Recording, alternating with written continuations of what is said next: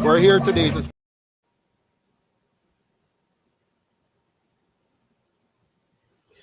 Good evening, everyone, and welcome to the live. We're glad you took time out to join us today, this evening, to remember a very important event that happened on this day, September 22nd, 2021. That was the day that our UIC founder and president, Mr. Joseph Patterson, was arrested for his march to Gordon House. So we're here to reflect on that and to remind the Jamaican people, both at home and abroad, why it was necessary for that march. Because our rights, our freedom, and our liberty were being taken away, were being compromised. So someone had to stand up and take us to the next level of standing up for ourselves. And that was what Mr. Joseph Patterson did on that day. So thank you for joining us. Invite your friends to share the live so that they can come and join us. So we'll be having here on the panel today, Mr. Joseph Patterson, the NEC board. Dr. Harvey will be here to give us an update. We also will have two of the individuals who were arrested right along with Mr. Patterson to give us their take of what occurred. And of course, Mrs. Patterson will be joining us as well. So we're so glad that you're here with us today. And we just want to thank you for taking time out of your busy schedule to spend with us. Thank you so much. So at this time, I will ask everyone else to join us. We have Abigail, who was one of the persons who was arrested right along Mr. Patterson, Kevon Harris, and of course, Mr. Patterson is here. We'll be joined by Dr. Harvey. We'll be joined by Mr. Chase Neal and the rest of the board members. Okay, so here we have UIC Chairman, Miss Elliott, and then of course, Mr. Chase Neal is here, and Miss Carrie Ann Walker, who is our treasurer, is here, and Dr. Michael Harvey, who is one of our long-serving board members, is with us as well. So welcome everyone to the live. Again, share, and let everyone know that we're here to remember a very significant income, a very significant happening back in 2021. At this time, I'm going to share the pledge because UIC does have a pledge. And the pledge goes like this: as one who loves my life, my liberty, and the right to earn, own, and freely enjoy my property, I pledge to respect and help to protect the life, liberty, and property rights of all others, to do my part in helping my fellow citizens create a safe, clean, and orderly society where all may live, earn, and retire with dignity in true liberty, and where unprovoked force and fraud are abolished from all human relationships, so that we may finally become one Jamaica, united, strong, and free. So that is our pledge. So you may wonder, what is the objective of tonight?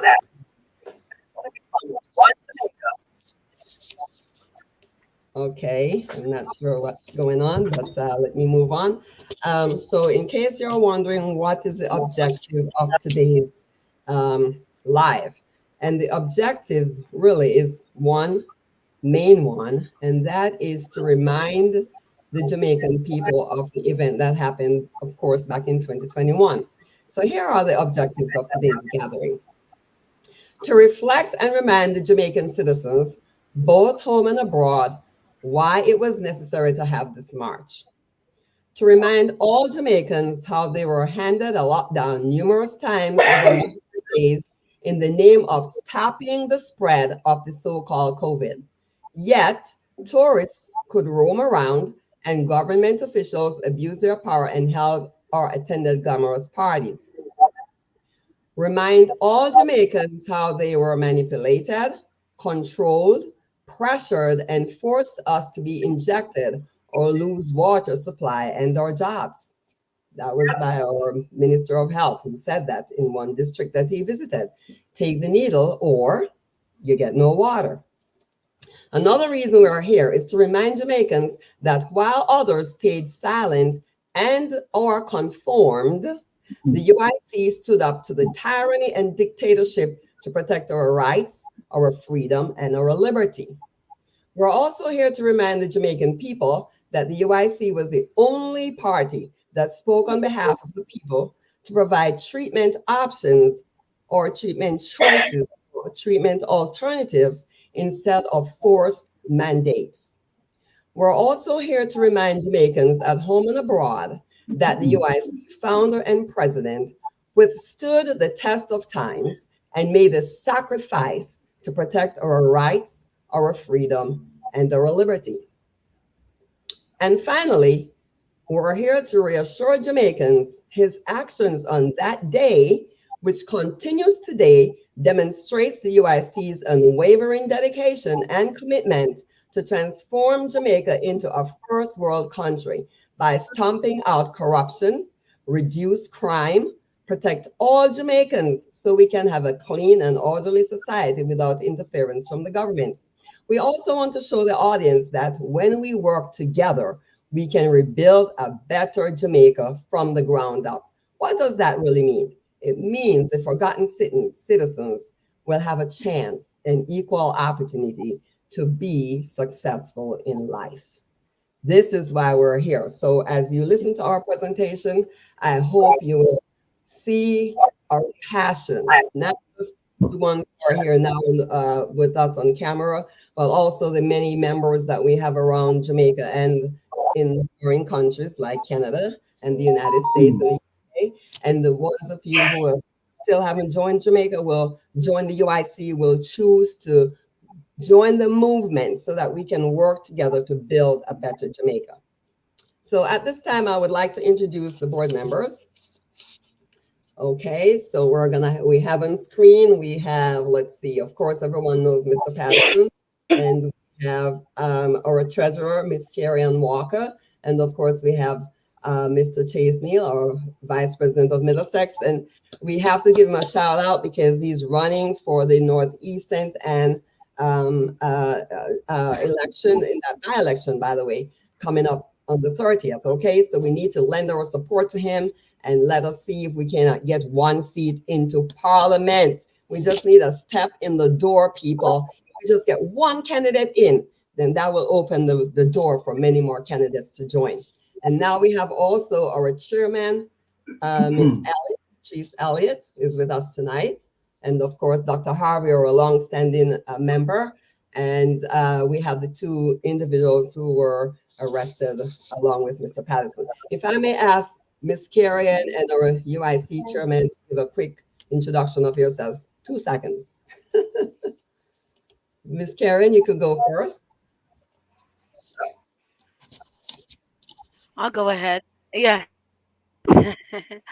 Yes. Again, my name is Carrie Ann Walker, and I joined the UIC political movement in January of 2024.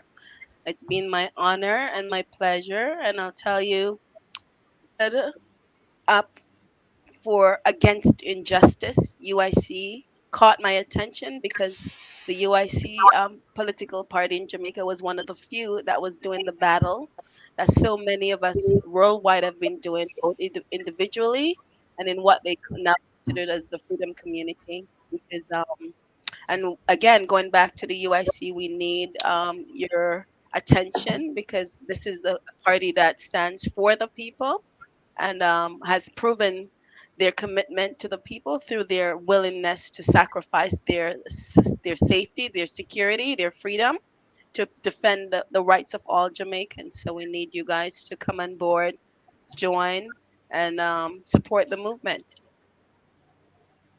Thank you so much, Treasurer Walker. Thank you for sharing with us. And now, our chairman, Chairman Elliott, if you could just give a few words about yourself, real quick. I'm Patrice Elliott. I'm a therapist, and I was introduced to the UIC whilst I was in Northern Ireland. So I've been a member for about 2 years. When I came to Jamaica, I applied for the position for chairman or chairperson, and they voted for me. The reason I joined UIC is because I'm a lover of philosophy, so I'm a lover of freedom. And UIC is the only movement, the only political party that really cares about liberty and sovereignty. And so that's why I love the UIC. That's why I would encourage any person who wants to have their voice and keep their voice to actually vote for the UIC, become a member, support the UIC if you truly value your freedom and the freedom of your family and fellow humans. Thank you so much for sharing. We'll be hearing from VP Chastening a little later, so we'll wait to hear from him when he does this little presentation for us. Well, it's not a little presentation, it's going to be a very powerful presentation. So at this time, what I would like to do is introduce to you Miss Abigail Thompson and Mr. Kevon Harris. I am going to be speaking with them. I'll start with Abigail to ask her how did she hear about the UIC, because she was one of the individuals who was arrested right along with Mr. Patterson. Miss Abigail, can you hear me? Hi, good night. Yeah. My name's Abigail. As forementioned, um, I back in 20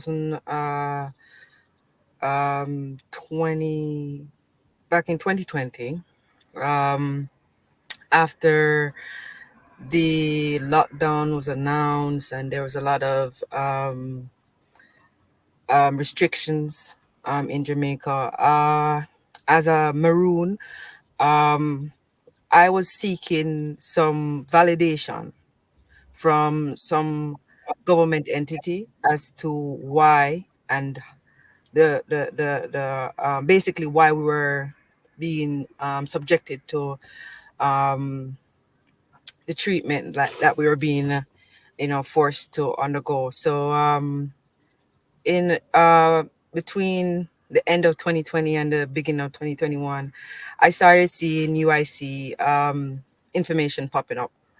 I think that round about that time. And then there was a WhatsApp group that I saw from a video on YouTube, and I was like, I'm gonna get that number. I'm gonna see what's going on.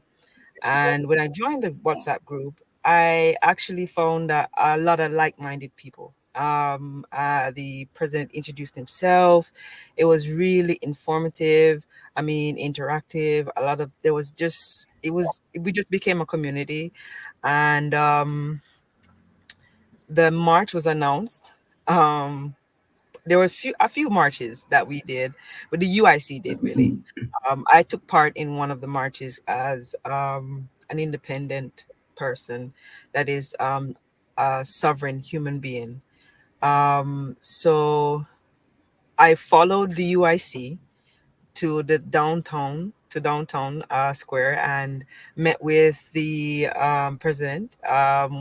Saw his speech and it moved me a million miles, and I was so inspired um, that I decided that, hey, this is where I should be, because a lot of people are calling me and saying, hey, you shouldn't be there. It's not a good idea. And I was like, no, no, no. I've been following this group and they sound really legit, which is the UIC. They sound better than the PMP and the JLP. So I was like, that's the two parties that we have in Jamaica. So they sounded pretty good. They actually care about people. And they care about what was going on. So that's where, I came across UIC. We did a march and arrests were made. But we are still continuing to fight. Although still not like directly under the UIC belt, I do definitely support the movement 100%. You know, Thank so you so much for mhm, sharing. And so I yeah, am going to sum you up and say, once you saw the information about the UIC, it resonated with you of course because it did. you, yes, and this Yeah, was what, and that's what influenced you then to participate in the yes. march. And And the powerful words, as I said, by Mr. Patterson. right, I mean, he really inspired a lot of people in Jamaica. And I mean, they're sleeping on him right now. But believe me, I know that a lot of people has heard his voice, have heard about these actions, and are looking forward to like a better Jamaica. So with his party, so we're gonna see what's gonna go on. okay, so thank you for that. I would like you though to share what it was like when you were taken off to the jail cell. What was that experience? Real quick, in about 3 seconds. What was that experience like when you were taken there? It was crazy. It was really really crazy. But again, be I had the support of Mr. Patterson. So it was like crazy, but it wasn't crazy where there Okay. was nobody there to be that, persons that to be like, hold on, stop, hold a minute, so yeah. It Did you was have to stay handled. overnight? Did you have to stay overnight?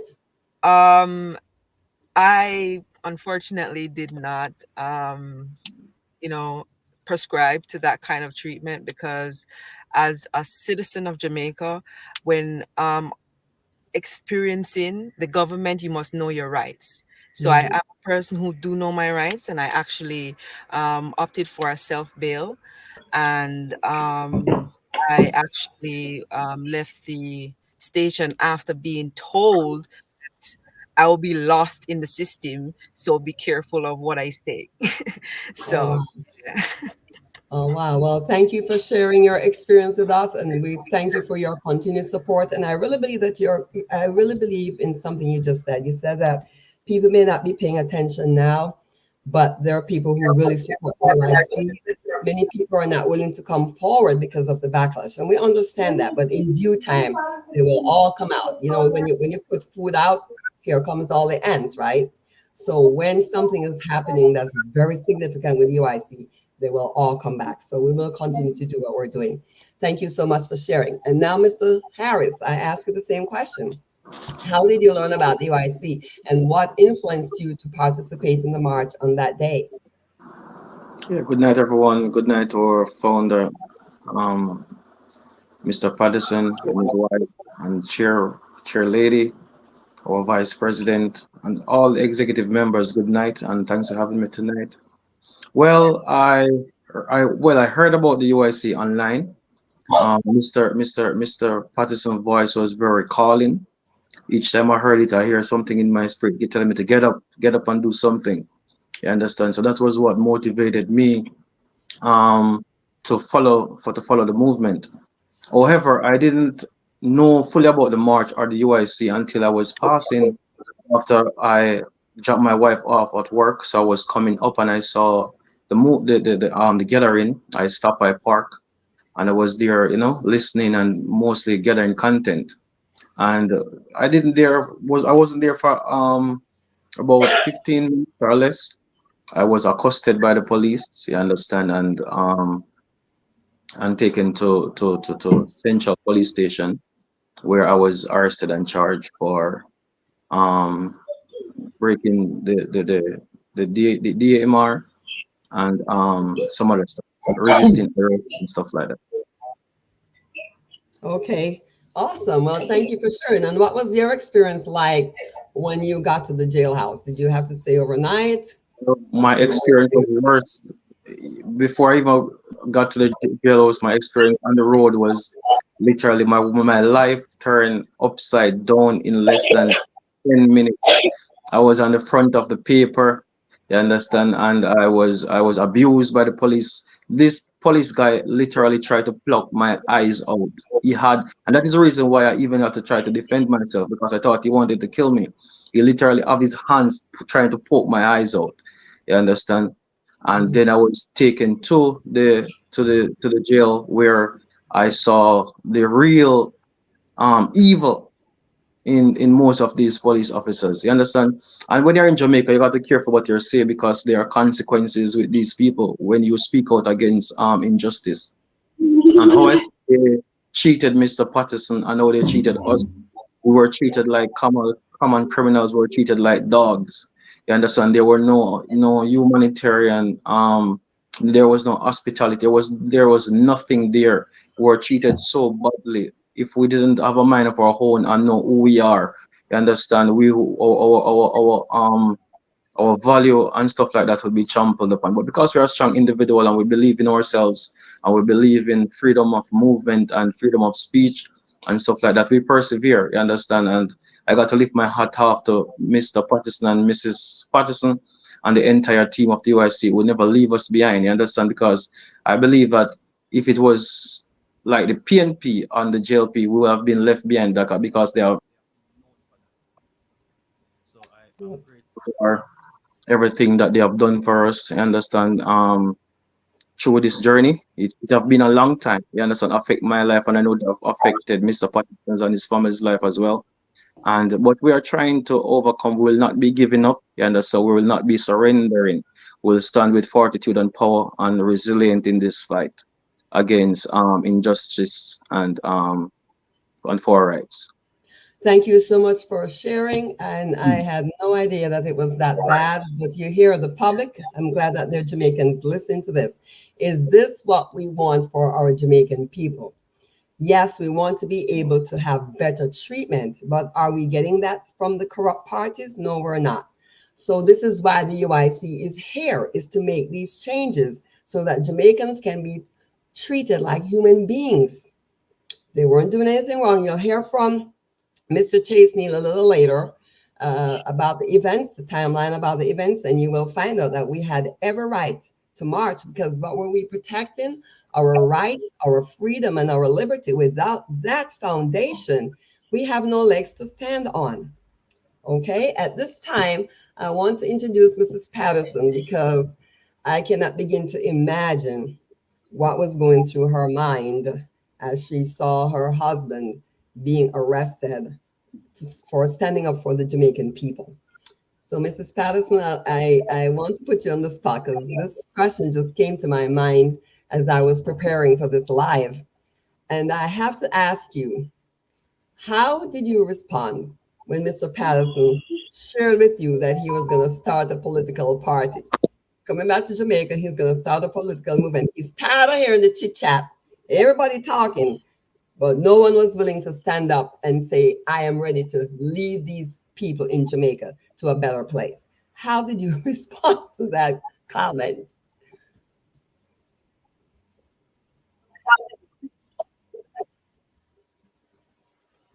Are you hearing me, Mrs. Patterson? Hi, good night, Sister Janet. Good night, everyone. Yes, I heard you. So let me just make sure I'm understanding your question. You Yes. said, how did I respond when Mr. Patterson decided to form UIC? Yes. I told Sorry you. to put you on the spot. I didn't want you to prepare any conversations. You know, I wanted the people to see you speak from the heart. So that's why I didn't tell you in advance that I would be asking this question. Well, I told him he was mad. And I told him no.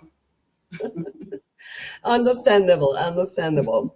But I could also see that this was something that was dear to his heart. I have to tell you, I don't like politics at all. And he was the person who actually drew me back into that direction. I had vowed at the age of about 8 or 9 that I want nothing to do with it because of my experience as a child. But when I listened to his ideas and his thoughts, and when I saw the passion in his eyes, I was terrified. But you know, when you go to the altar and you said, for better or for worse, I felt I had to honor that. And so, for that reason, I stepped out of his way and became the co founder. So, from then till now, I have been supporting him. Some days in terror, yes, but I know who he is. I know what he's made of, and I know he's a fearless person. So that gives me comfort. And so we fight on.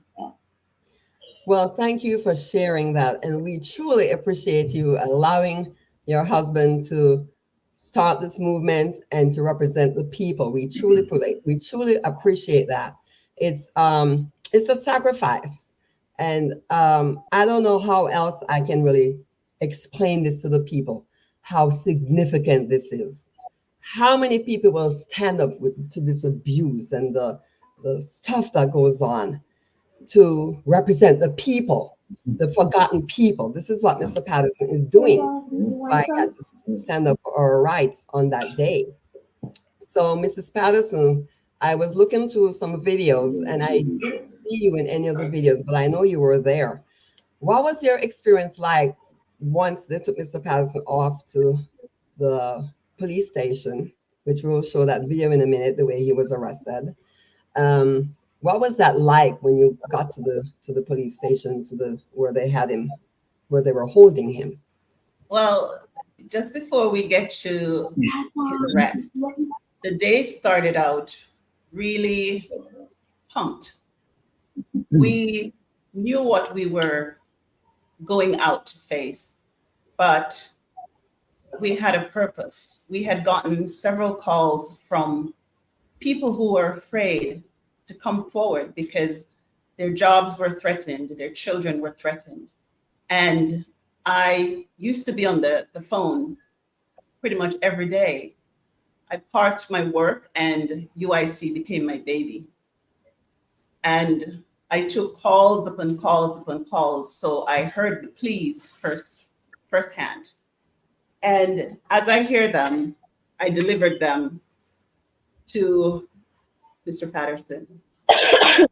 And UIC intellectuals came together and they met and they discussed and we fight and we argued and we came to the grand decision that we are going to walk for freedom, walk for liberty, not just for ourselves, but for the people who didn't have a voice. Mm. And so September 22nd, we drove from St. Elizabeth, Kingston, he and I, and we were stuck in traffic for some time. And he was driving and he was on the phone because I couldn't drive into Kingston if my life depended on it. So he's driving and I'm doing whatever else to support and stuff. And we got there and we had some of our uniters on the ground already. But then my king walked up and faced the policemen that were there asking who was in charge. And he stepped forward and said, I am. As fearless as he could. I am. And that's really where it began. We all had our post, we had our roles. And so Mr. Patterson and I separated for a while. I was taken by one of his grandfather's friend who took me to a place, we parked, and I had a very lovely young lady with me, Cassandra. Thank you so much for being my companion for the entire day. And we stationed ourselves pretty close to Gordon House because we were scoping out the area to make sure that everything was okay. And that was my first interaction with one of the policemen. Very pleasant, very respectful, and so was I. And he wanted to know what we were there for. And I explained to him. And he said, all right, everything looks fine. Everybody is cordial and respectful. Everything looks decent and orderly. Proceed with my blessing, were his words. And so we looked around, and then I was on the phone communicating with other members of the team just to make sure that everybody was in following the rules and regulations, because at the time everybody had to wear their mask. But we knew that it could not be continuous, to be very honest. It's a hot country, and you had people who were beginning to get dizziness and all kind of stuff, but we had it. And if you look back in some of the videos, you will see it. You'll see Mr. Patterson with his mask on his hand at some point, wearing his mask at other times. But then it got to the place where the speeches started and the passion came forth.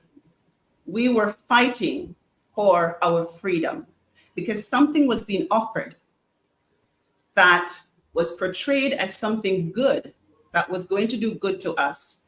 But as I said, UIC intellectuals knew better. So we proceeded with our fight, voiceless. And we had the routine laid out. So we marched along various roads and stuff because we were on our way to Gordon House, not to create a ruckus, because we are intellectuals. Intellectuals don't get angry. Intellectuals don't break things. Intellectuals don't lose their cool. We speak from here. And that's what we were doing on that day. And so on the way there, we were attacked various ways. The two young persons spoke, Abby and Kevon spoke and told you what they experienced. Kevon wasn't doing anything to anyone, nor was Abby. And they were mishandled, mistreated. And Abigail, who is a girl, was treated like a boy the way they handled her. They were pepper sprayed. They were pushed and shoved, but we continued. We went around to different parts of Kingston, walked around, and then we gathered. Remind me, what was the place called? That building. Yes, sorry, it slipped me. It's Yes. yeah. Ward Theater. Ward Theater. So that is where we came back together, and that is where Mr. Patterson delivered his speech to the people. And that is where the people understood that we're there to fight for them, to help them, to have the voice that they needed to protect themselves, to protect their children, protect their livelihood. And so we were there, and everything was fine. As I said, peaceful and orderly, because that's who we are. And I was going through the crowds at different places. I wasn't in one spot. And as I said, I had Cassandra with me. And so we're moving about. And at one point, I went up to my husband, gave him some water. And then I stepped away again. I said, I'm just moving through the crowd, making sure that everything is okay. And when I stepped down, I noticed the police were in the area. And I was speaking to a person who needed some more information about why we were there. And then someone shouted out to me and said, hey, they're beating up your husband. So I turned around, and they had already grabbed him, pulling down the steps of the building at Parade, and was making their way to the police vehicle with him. So I bore my way through the crowd, and I got there close enough, got as close as I could, because people were now gathering because they're wondering what is going on. Why is this? Why are they taking him? He's not doing anything to anyone. And so they shoved him in the car, and I bore my way through a couple of people and got to close enough to the car. And then one of the police turned around and said, that's my husband. Why are you taking him? And so I was trying to push myself in the car with him. And then he turned and he shoved me in the chest, said, move. And so they pushed him in the vehicle, and I stood there kind of numb and watched the vehicle slowly drove away as they asked the people to clear the way with him. I stood there and I didn't know what to do. And I said to Cassandra, where are they taking him? Where's the police station? She said, I'm sure it's probably Central, that is somewhere down the road. Now, as I said before, I don't know Kingston. And when I stood there and saw the car driving away with him, a lot of things were going through my mind because I know some people don't want to hear what he has to say. And when people don't want to hear what you have to say, they can do a lot of things. And so I said, Cassandra, take my stuff. And she said, where y'all go? I said, I'm going after the car because I don't know what they're going to do to him. And she said, you can't go alone. I said, no, you stay here and keep the people in order because that's who we are, orderly. She said, no, Mrs. Patterson, you told me this morning that you're a country girl. You don't know Kingston very well, so I can't let you go by yourself. I said, well, I'm going. And I found the latent strength to chase after that police car. I think it was the morning before I said to him, I've been working so hard. Every joint in my body is hurting, but we're still going on the road. And so she took the papers I had. So we're distributing flyers and stuff. And I gave her some, and I think I had the rest, and I just tossed them. And then I started down the road after the police car. And she said, no, I'm coming. And so she started right behind me. And I was just going, following that car like a mad woman because I was afraid. I was terrified because I'm saying, if they're shoving and pushing him right here in the open, what are they going to do to him in a closed vehicle? And so I ran and I ran and I ran and I was tired. But we finally got there to the police station. Thank God it wasn't all that far. We got there, and then by that time, he was already taken inside. I pushed my way again to the door where you had policemen with big guns. And at that time, I wasn't just tired, but I was angry. And there were a few policemen there, and I said, move out of my way. My husband is in there. And they said, no, nobody is going in. I said, I need to go in there. I need to know what's happening. I need to know why he was arrested. And there was one young man there, it's a policeman, and he said to me, who is he to you? I said, he's my husband. And he looked around for a little bit, and then he said, go. I went in, and I thought, okay, I can go and get some clarity on what is happening. When I entered the building, I met another policeman and another woman. I think she was corporal, brown clothes, something. But I said to them, and they asked me, who are you? I said, I am Charlotte Patterson.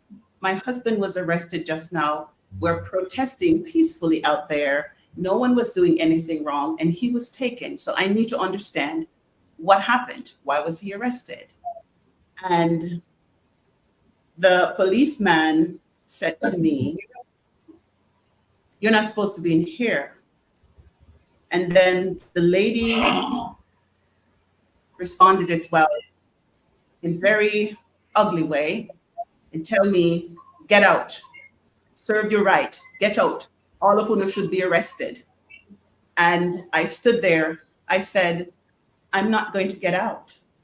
So perhaps you need to arrest me too. And she said, I said, get out. And that conversation went nowhere. No one would let me go. And at that time, they threatened to arrest me. They threatened that if I didn't obey what they were saying, then I would be arrested. So I turned around, went through the door, and I was out there with Mr. Winston Wright. Thank you so much for being there. And we got on the phone, called our lawyer, went through that process, and I'm just cutting the story short. Mr. Patterson, the lawyer came, went in and saw Mr. Patterson. They came back out and he told me, your husband is going to be locked up for the next 2 weeks.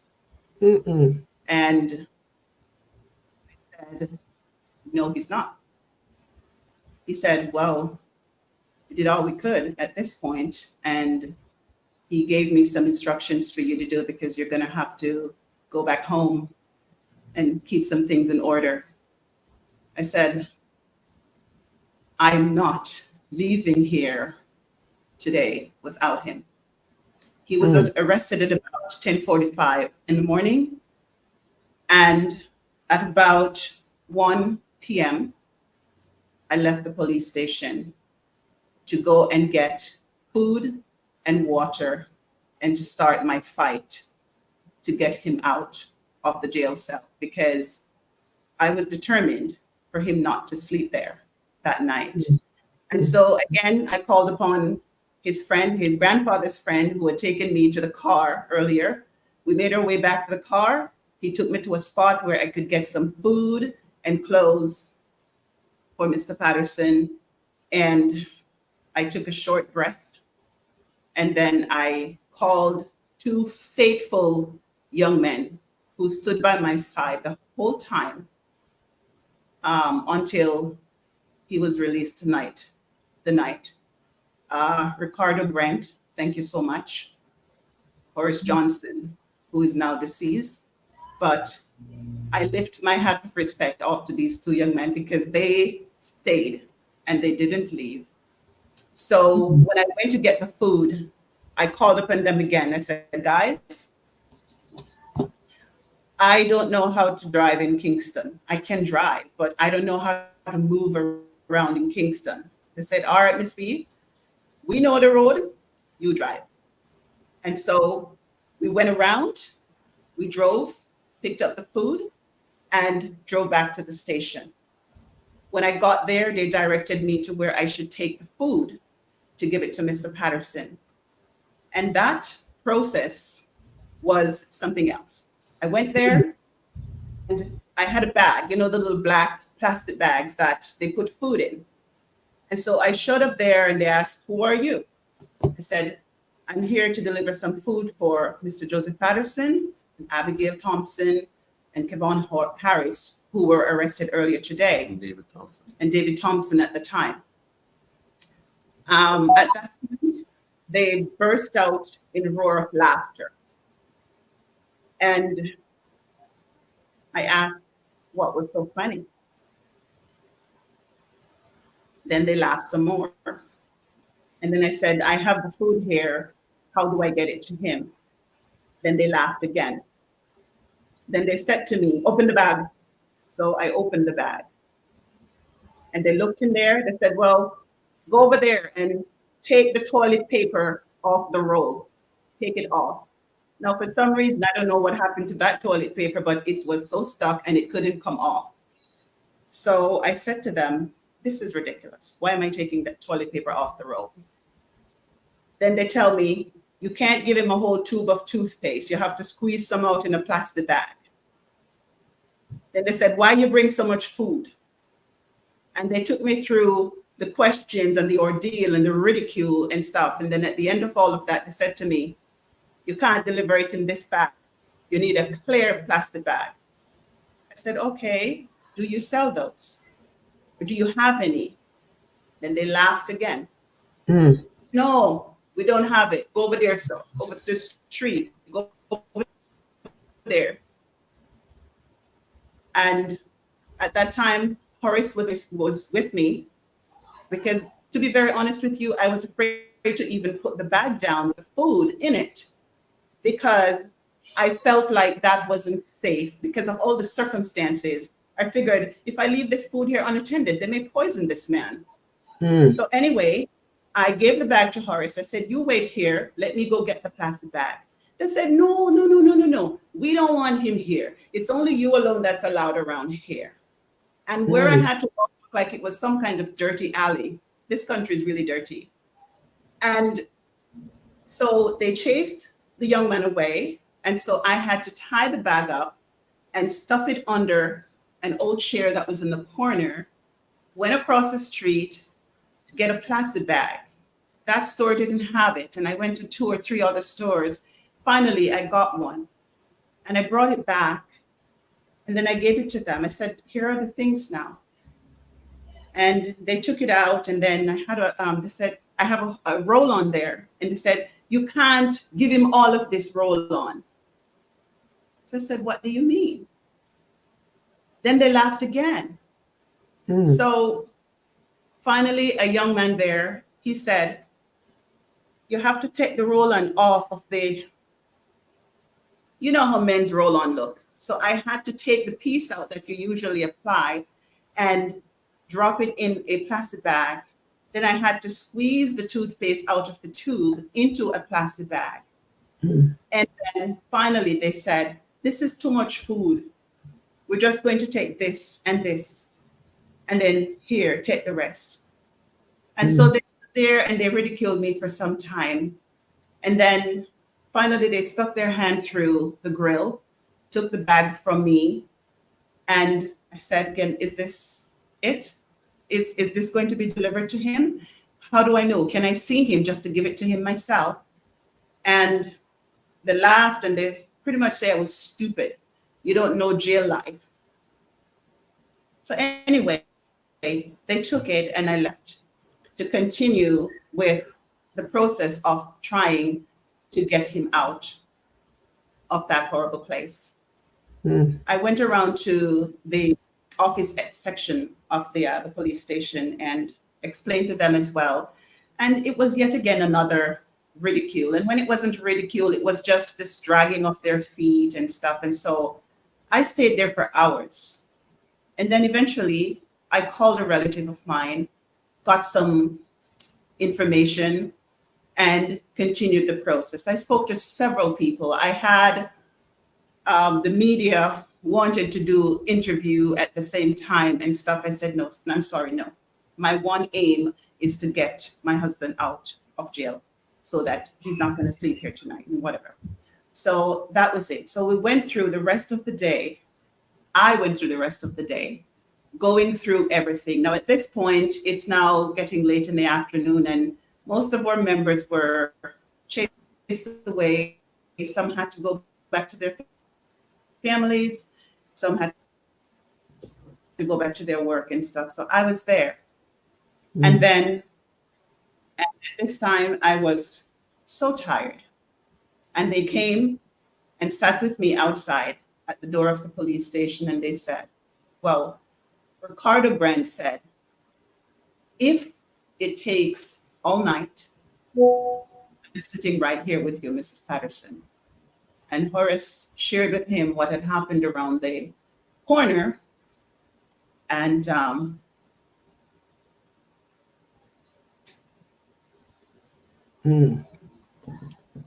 Wow.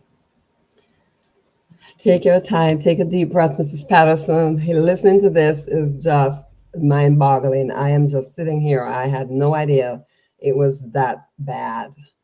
And I'm sorry that you have to relive this, but I'm glad that you're sharing this so that the Jamaican people can hear what actually goes on in the jailhouse, in the police station.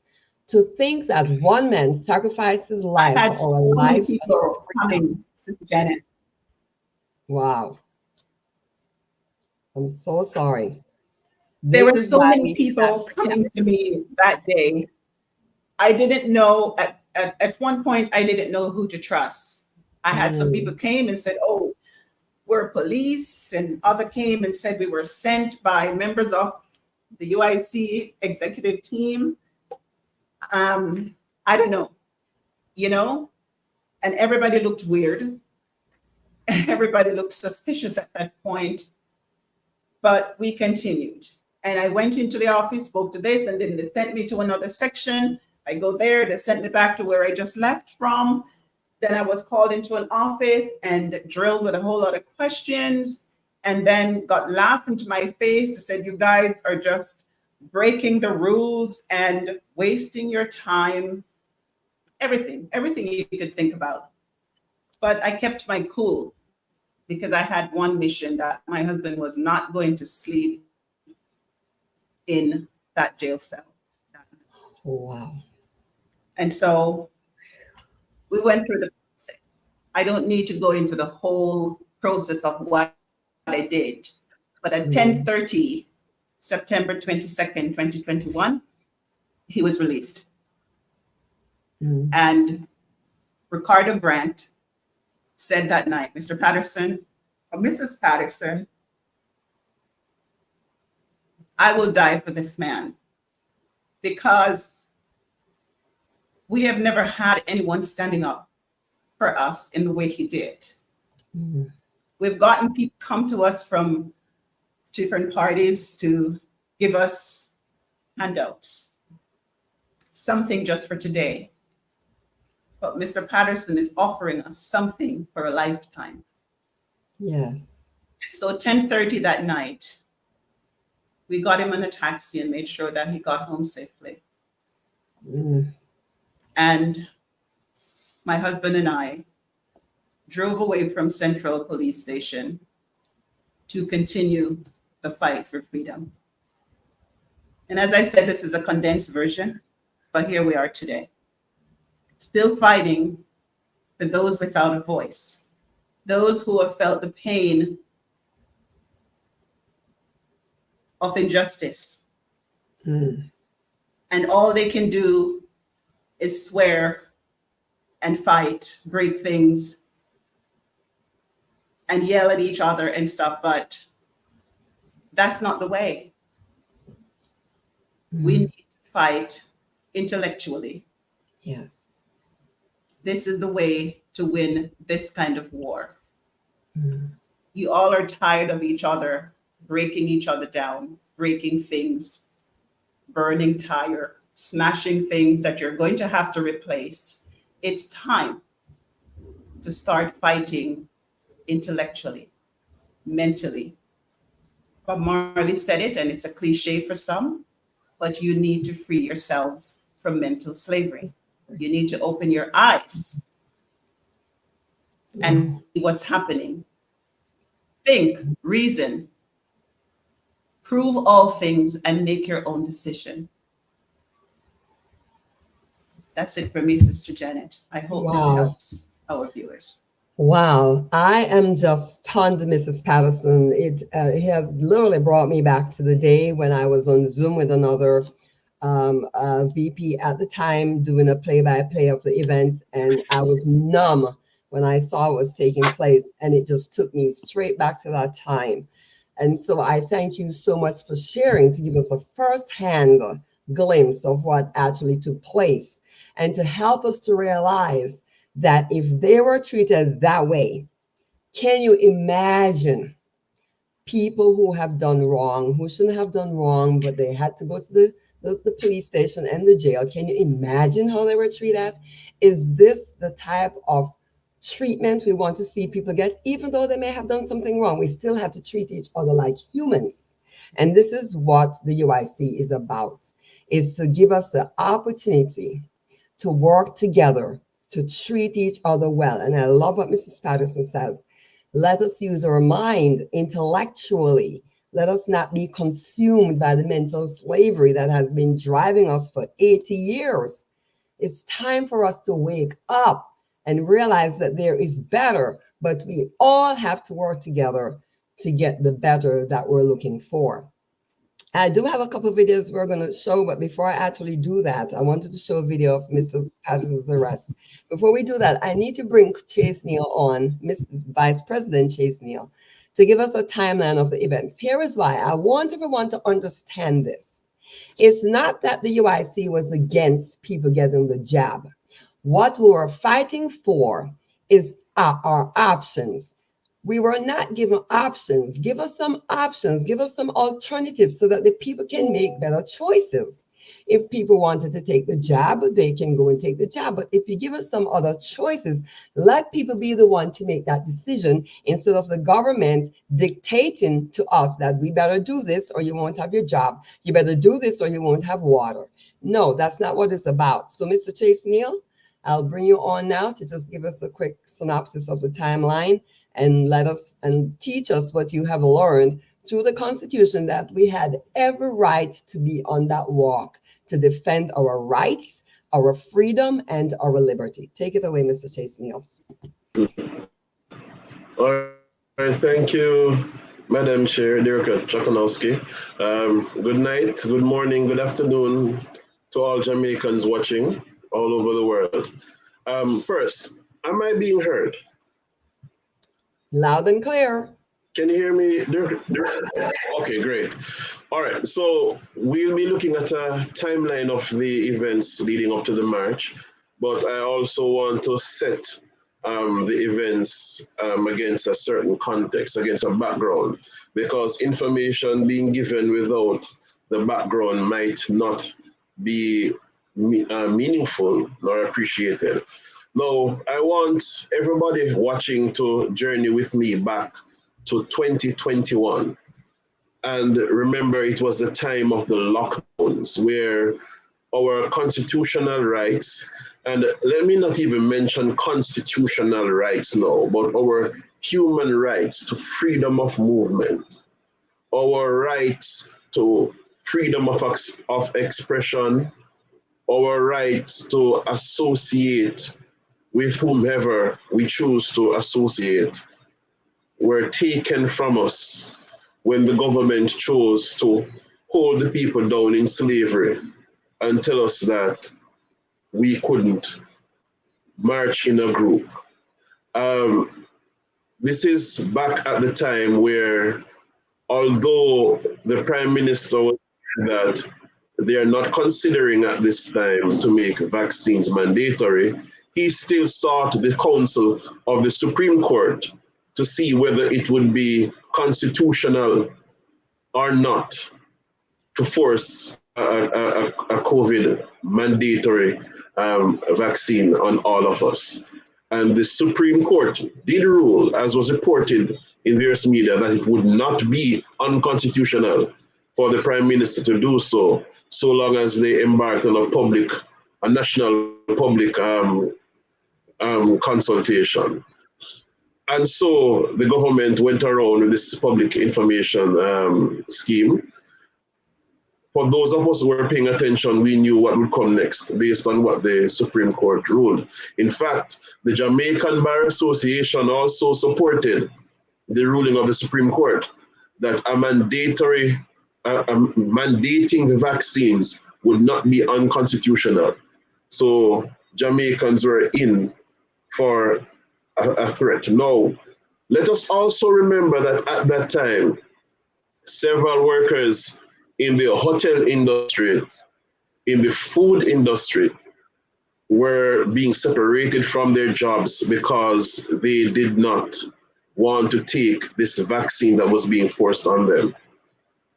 So, and at that time, this saying came about, no job, no jobs, precisely because people in particular areas of work, even in phone companies such as Digicel, were denied their right to work, to earn an income, to provide for their families.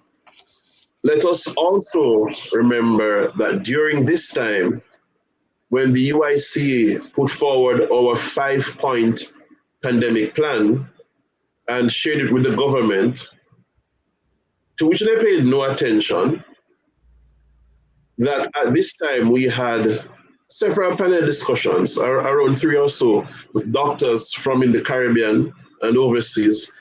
And some of these very doctors were separated from their jobs for daring to appear on the UIC platform, suggesting alternative ways of treating COVID-19.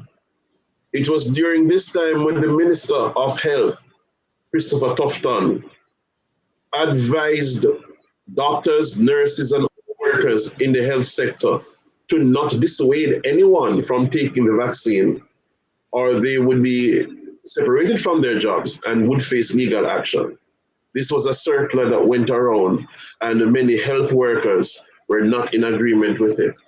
And there were many doctors who were advising people not to take this vaccine. Yet the government was trying to calm them down. It was at this time, if we remember, where Jamaicans who left their homes to buy a little food from the shop were treated like animals, were made to push up, were made to run, were classed in all sort of derogatory manner. We saw the reports coming in the Gleaner, in the Observer, of even this woman complaining that she just went next door to buy some mackerel because she never have any food in the house. And she was treated like less than a human being. Now, it was during this time that the UIC decided to stand for the rights of Jamaicans. Now, I want to add another context here that at that time, though I was not yet a member, I was just getting used to I just got exposed to the UIC in May of 2021. And I decided to become a member in October. Now, at that time, and even though I was teaching online, among my students, international students, were Japanese and South Korean. These people are also going through the effects of the so-called pandemic. But their governments constitutionally could not lock down their freedom of movement because their government did not have that right through their constitution to call for a lockdown or a curfew. But they instead gave their citizens enough information and gave them a choice as to whether to take the vaccine or take these other suggestions from their medical practitioners. Our government did not see fit to do that. Our government did not see fit to even pay due consideration to the UIC's 5-point pandemic plan, which would have ensured the freedom of the people and affirmed our right to choose and affirmed our personal sovereignty. And so, Mr. Joseph Patterson, president of the UIC, made an announcement on August 1, Emancipation Day 2021, where he announced that although we celebrate Emancipation Day, it was time for us to have true emancipation. And he announced the Walk for Liberty that would take place on August 6, Independence Day. And so on that walk, August 6, 2021, at Heroes Circle, there were about 30 persons in attendance. Not many persons came on that walk, but still it went on and people were starting to notice. So much so that when the UIC went on the second walk, August 14, in Portmore, the Portmore Walk for Liberty, there were approximately 100 persons up from the 30 persons that had attended Heroes Circle. So we moved from August 6, Independence Day at Heroes Circle, 30 persons or so. Now the second walk, August 14, Portmore, around 100 persons or so. The third Walk for Liberty took place in Spanish Town on August 28, 2021. And there we had an attendance of between 100 to 150 thereabouts. Maypen, September 4, we had the Maypen Walk for Liberty, and this was attended by around 200 persons. So we saw the law of compounding effect there. We kept on with it. Mr. Pat, and when I said we, I mean with the UIC, I was not yet a part. The UIC kept on with it, and persons were now showing interest. And after the Maypen Walk, we had the Mandeville Walk, and that also had an attendance of around 200 persons on September 11. Now, Mr. Patterson and the NEC agitated now for the participation of all sectors of society, for the walk on Garden House, because now it was becoming more and more apparent that the government was indeed considering a mandatory vaccine, that our right to choose would be taken from us, that all the other alternative measures that doctors who were separated from their jobs or who were ostracized in some way, all these measures would be lost to us, all these treatment methods. And so, working hard as a team, the UIC got the Maroons, the Rastas, the Nation of Islam, and all different sorts who were separated by religion and political views to truly unite for our rights to determine what we put in our bodies, for our rights to determine and to show that we have the right to walk this country in which we are citizens. And so on September 22, 2021, we had the walk on Garden House, which culminated in the arrest of Mr. Joseph Patterson's and three others. Now, the charge that they laid against the persons who were arrested was the contravention of the DRMA, the Disaster Risk Management Act, and the Public Order Act. Now, I want to state here that although the DRMA is not being enforced at this moment, the Public Order Act still stands. And that act states that no Jamaican or group of Jamaicans has the right to walk in a march without getting permission from the police. What this is saying to us is that if we are being abused by the government, whenever we are being abused by the government, we will need the permission of the said abusive government to march, to protest. We need permission from our government to protest peacefully when they are mishandling our affairs or abusing us in any way. That is the Public Order Act, an unjust piece of legislation that was used to inflict harm and abuse on persons who were only standing peacefully for the rights that we should all be interested in protecting for ourselves and our future generations. Now, this is why, hello, the screen just, okay, this is why we should all never forget.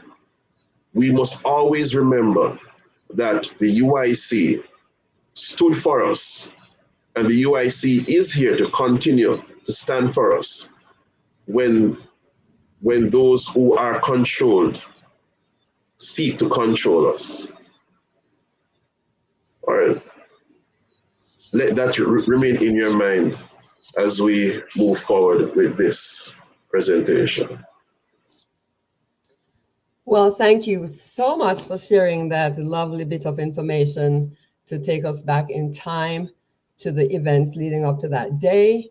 And I'm noticing that Mr. Wright is here. I'm going to ask him in a few minutes to share real quick, like 3 seconds, because he was very, very instrumental with this walk, especially the one at Circle, Heroes Circle. So as you hear from Mr. Neal, we had every right to do that walk because we were defending our rights, our freedom, and our liberty. So, Mr. Wright, if you could just share with us your recollection of that day, please. It was about 2 minutes. Don't want to be long. Thank you for joining us. Good evening, Sister Janet. Good evening, Mr. President, Madam First Lady, and to the rest of the panel. Dr. Harvey, good to see you.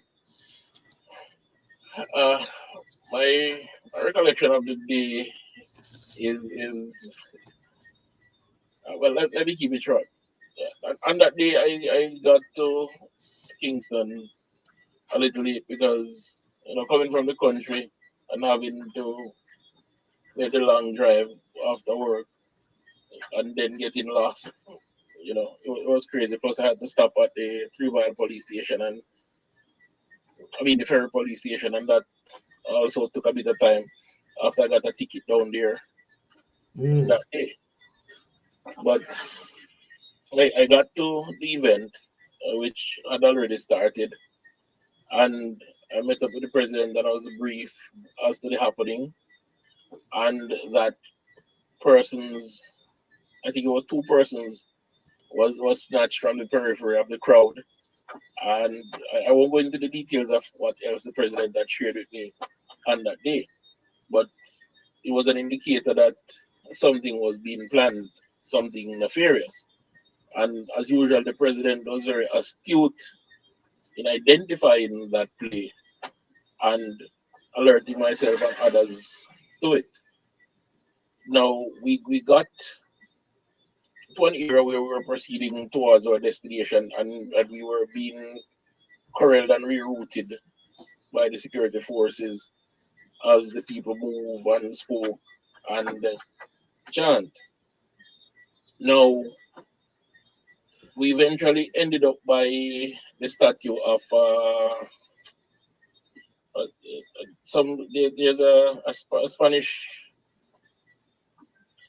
hero that has a statue in that area. I can't remember his name right now. I think Simon Bolivar.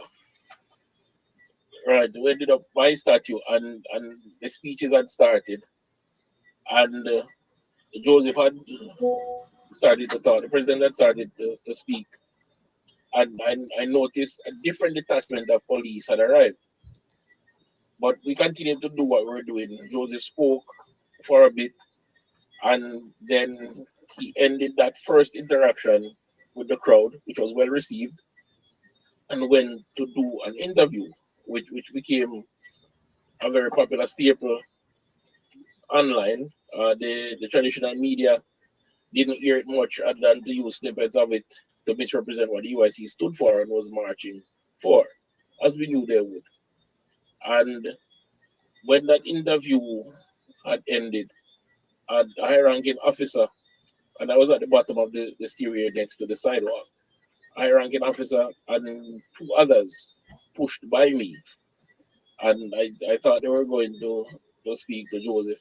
And there was an altercation at the same time between one of those officers and one of the security personnel that we had and seen. So I was paying attention to that to make sure that didn't escalate, because next thing you hear that the UIC is supported by rogues and brigands. And I heard a yelling from a lady about the president being arrested, and I was just in time to turn and see them dragging the president down the stairs and trying to stuff him in a vehicle. And of course, the first lady coming unseen and trying to speak with them. As usual, the president and the first lady always conduct themselves with great grace and decorum. So they weren't behaving in any boisterous way. The president, of course, was saying, "No, I'm not going with you. I'm not doing anything wrong." And they're trying to use a great deal of force, like they wanted things to escalate, to try to stuff him into this vehicle. And the first lady came on the scene and she was manhandled, which was very angry to me and especially the crowd. And of course, they sped off, and there was a policeman there, and I really thank him. And he indicated, and I asked him, because I'm not from Kingston, so I said, where are they taking him? And he said that more than likely, since they're going in that direction, they're going to Central, but I can't say anything more. And I said, where is that? And he pointed. I didn't know how far that was. I didn't know which direction, but all I know, I started running in the direction that the vehicles were going, because I was concerned as to what would happen around the corner, because many people have left the scene in great health and vigor, and not arrived at their arresting location in well-being. But anyway, the crowd surged as well in that direction, chanting that they have arrested the president and they're not going to stand for it. And I wanted to get there before them, but we all got there at the same time. And of course, I get to this police station, and it was like a garrison, huge metal gates, two metal gates, and gun holes cut in it, and all that sort of stuff. And as the crowd is coming loud, I am a bit ahead of them, and the gates slam shut, and all I'm seeing are combat geared officers with long guns, and they started pointing guns at the crowd, and they pepper sprayed an old lady. Uh, there was a gentleman that's well known that was trying to get to speak to one of them, and before he could say, he wasn't even trying to be boisterous, he just trying to get the officer's attention. And the pepper sprayed him and literally chucked him to the ground, and this is a senior citizen. And I had to intervene between them and an old lady and escort the old lady away from here. And I'm saying, I just want to find out about our president. He was just taken here and move right so when I come out the road, you will lock up, move right so, and guns drawn, and it was like that. I tried to talk to a young lady, a young officer, and she wouldn't speak to me. And then she came back and I asked her a couple of questions, and she answered. And by the time she answered, that a female officer came, and she was most unpleasant and boisterous, chasing us away. And of course, persons took that the wrong way. But when they started getting incensed and demanding the president's release and started chanting what they'll do, realize that we need to calm that situation down before it escalates and the UIC gets blamed, which myself and other members that were there tried to do that. And after things calmed down a bit, first we're still in the area and upset. We decided to have them move on to another area while we worked on that. And it's at that point now I came in contact with the first lady, and I was with her for most of that afternoon while she tried to work through the legal situation, as in getting legal representation for the president, advise us to how to proceed, try to see him, getting the runaround from the officers and location, including senior officers, being ridiculed, not being given any information. It was just a humiliating situation. It was like they were deliberately trying to make things difficult for her. They weren't serving justice. And in a country like this, where pleasure is derived from debasing someone, you know that there's something psychologically and emotionally wrong. Where wrong is not just the system or the people that control the system, is the people who participated in what can only be described as torture. Because if you have arrested a citizen of your country, a taxpaying citizen, and his next of kin is asking, "Can I see him?" There must be a procedure for that. Can I find out about bail for him? Can I find out the charges that are being leveled against him? And it's just going. We ask about for there, so you will only feel lock up. That sort of thing is it's really third world. It's really ghetto and crass. And those are the agents of the state that we employ. And this is just out on the periphery of the situation. But what stood out to me was how ordeal driven the situation is, particularly for Mrs. Patterson and Mr. Patterson, and how much pleasure the state took in what he was doing at that point. Also, a lot of people stood with the president that day, but also a lot of people stepped away at the end of that day. Never to be heard from again. It may have taken a week for some, it may have taken a month for others. But for me, the biggest part was that Joseph L. Patterson on that day, knowing the threat that was leveled against him by the tyrant that was in government, still is in government at that day, chose to stand up so that my kids, my family, myself, and many other Jamaicans had the choice to say, I will do this for my well being, for my health, but I won't do that. Because the government was driven by motives and by what can only be considered the guidance of their mind as overseas, to make sure that only one opportunity was available to Jamaicans instead of a sensible solution, a solution tailored for Jamaicans.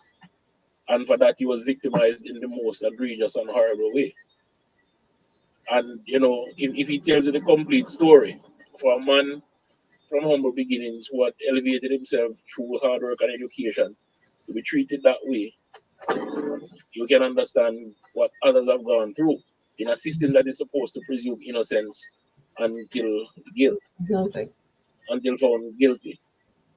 So that day was very traumatic. I won't even peg my emotions to that day here because I do not deserve the elevation to the status of our president for what he did that day for all Jamaicans. Yes. Thank you, Sister Jenny. Thank you so much for sharing. And that's the emphasis we want to place on this Memory Day, is the importance of what he stood for on behalf of the Jamaican people. It wasn't just for himself. In fact, as I was doing a little bit of research on this, I happened to go over to the Facebook group of the law enforcement, and I was appalled at the comments that I saw from Jamaican citizens. And it lets me know that they had no clue and idea what Mr. Patterson actually did to help save them. They have no clue. And so we do not want to forget this time, because he didn't walk away. He stood up to the tyranny. He stood up to the challenge, and he said, enough is enough. Give us some choices instead of putting this pressure of mandates on us. At this time, I'm going to ask Mr. or behind the scenes person to play the video of the arrest, so we can see it firsthand, how he was mishandled, even getting pushed into the taxi. He was, or the officer's car. He wasn't even fighting back, or what's the word they usually use? It won't come to mind now. He was complying. He wasn't resisting arrest. Yes, he wasn't resisting. Thank you. He wasn't resisting arrest. He was complying. Yet they were trying to make it seem like he was. So if you could roll that video for us, we just need to see that. For those of us who didn't get a chance to see that on that day, this would be a good time to show that video. Thank you so much.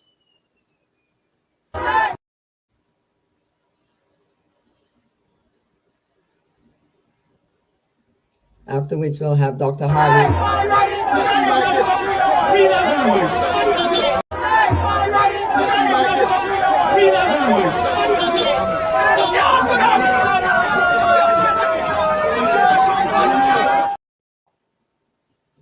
Okay, we may be having a little bit of technical difficulty, but you can see the idea, get a glimpse of that. And it was just appalling to witness that, knowing that we were in a...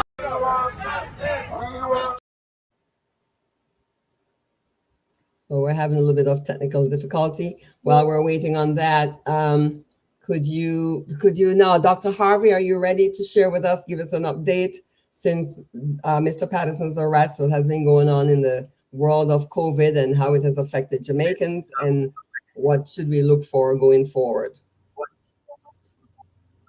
Right. Very powerful question. I'm a bit overwhelmed with emotion.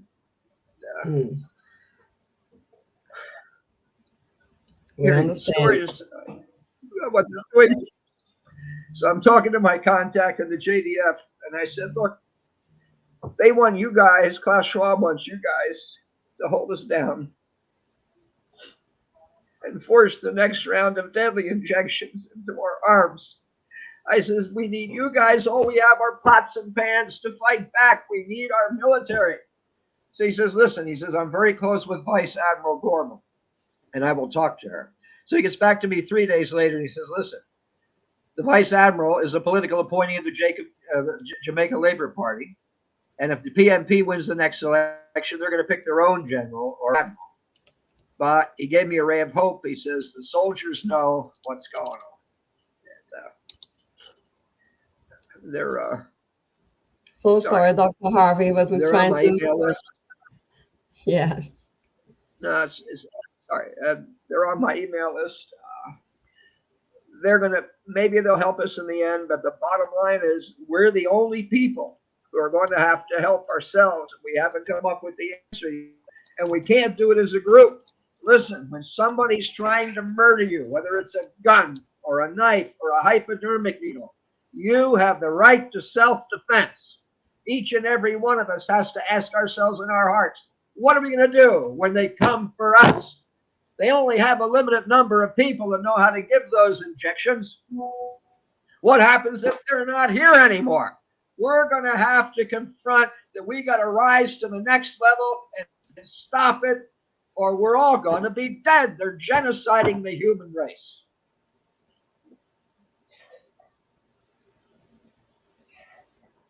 Okay, Dr. Harvey. Well said, Dr. Harvey. Well said. Well said. Well, this is when we can let the Jamaican people, both at home and abroad, know that our goal, the UIC's goal, is to bring 500,000 people on board to get some of our leaders into office. We must, if we do not do this, we're doomed, people. We're doomed. Honest to goodness, we are doomed. We have to wake up and we have to understand what's going on. We have to understand what's going on. That our rights and our freedom and our liberty are being slowly taken away.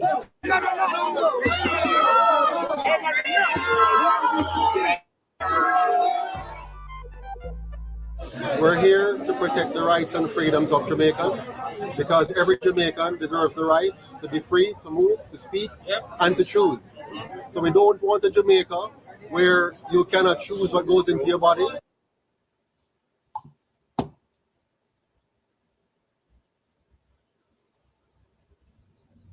Sorry for the technical difficulties. Understandable. We don't want a Jamaica where you cannot be free to walk around. And we don't want a Jamaica where you cannot be free to move and to participate and to share and to just associate. So our freedoms and rights are being trampled. The government is trying their darnest best to force us into something, and we will not allow the Jamaican people to be forced into anything. We have the right to choose, and we have not given up that right, and we'll never give up that right. The truth is, this is more about the people and the government. The government has violated the rights of the people, and the people are going to take back their rights. It's that simple. How can they say that it is not a force, and they are taking away our livelihood and our rights? If we don't take vaccine, we lose our job. We can't tell even our children go to school. The school that we built for our future generation. Are you telling me that this thing is killing us and you're forcing us to take it? Well, I say I'm free willing, brother.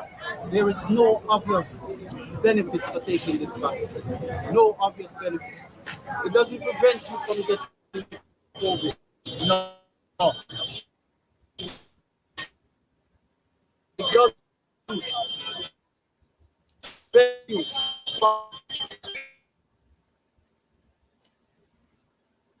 Sorry for the technical difficulties.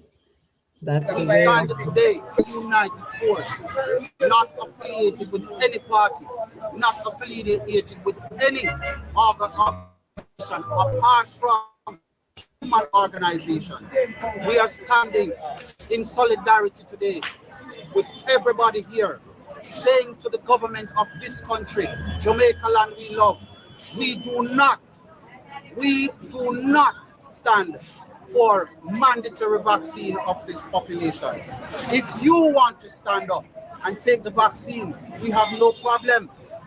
All of my family, who's going to take the vaccine, take it, or who have taken the vaccine, go ahead and take it. But in terms of mandatory, we say no. That's how we stand today, in peace and in love. We have been tricked into a scam, accepting that a virus is taking place, crushing people's business, mashing up economies, and taking away people's livelihood. We today, as a nation of people and across the world, globally, whether you're in and out of Africa, because Africa was born inside of us, and as a Pan-Africanist, we say no to vaccine. It is destroying lives, it is taking people's livelihoods away, because we know that we have been tricked into a scam, deceiving and derailing from the people's mind mentally, psychologically, and socially. The vaccine is not the answer. The government needs to start to explore now alternative measures to deal with this COVID-19 virus. I can't just vaccine. What about ivermectin? What about vitamin C, vitamin D? You understand? What about zinc, selenium? What about hydrochloroquine? You understand? Vaccinated or unvaccinated. The Minister of Health sat down with some young ladies in a community, and he was saying to them, the vaccine can't do you nothing. Just take the vaccine. It's good for you.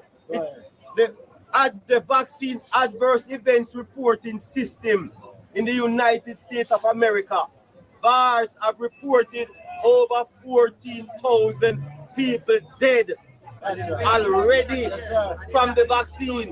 The police has issued that no permit has been given for the demonstration. Can you respond to that? Sure, we don't need a permit to walk in Jamaica. You are now committing a breach under the Public Order Act, as also the Disaster Response Act, which speaks to no gathering in any way of more than 10 people. You are aware of that.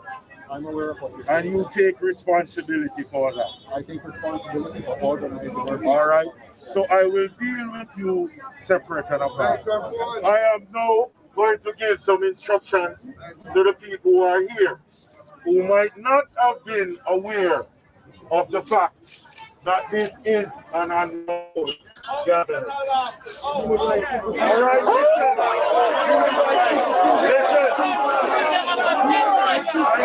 We support the police, but we're opposed to tyranny. That's right.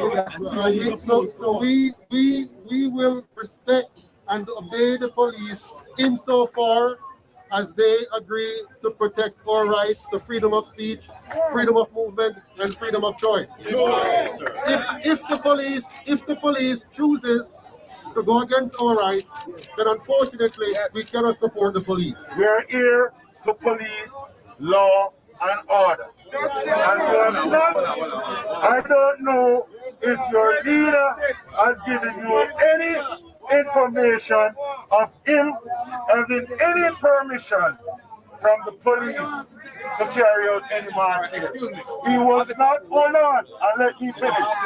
Let me finish. And I want you to hear from me.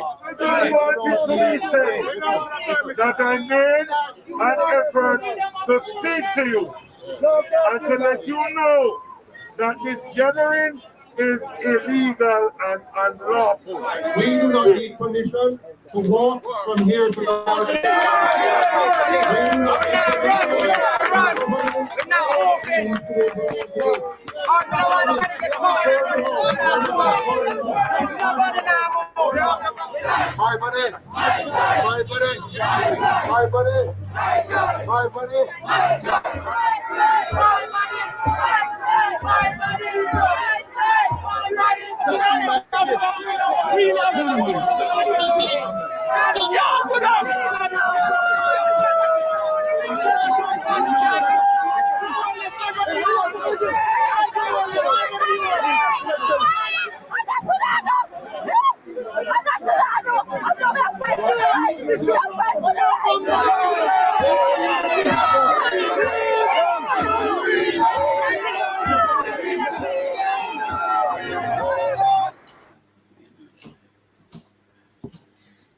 Wow. Wow. So, what a scene that was that day. And this is why we cannot forget this. I want to also point out that the UIC did send a letter requesting a permit, but guess what happened? It went on deaf ears because, of course, they did not want the UIC to come and represent the people, to stand up for our rights, to give us choices instead of a mandate. At this time, I think I'm going to bring Mr. Patterson on to give us an update, because 3 years later, he's still going to court. And sometimes I feel like he does not have the support. He and his wife have been going to court consistently for the last 3 years. Why? I want everyone to think about that. Why? Why is that happening?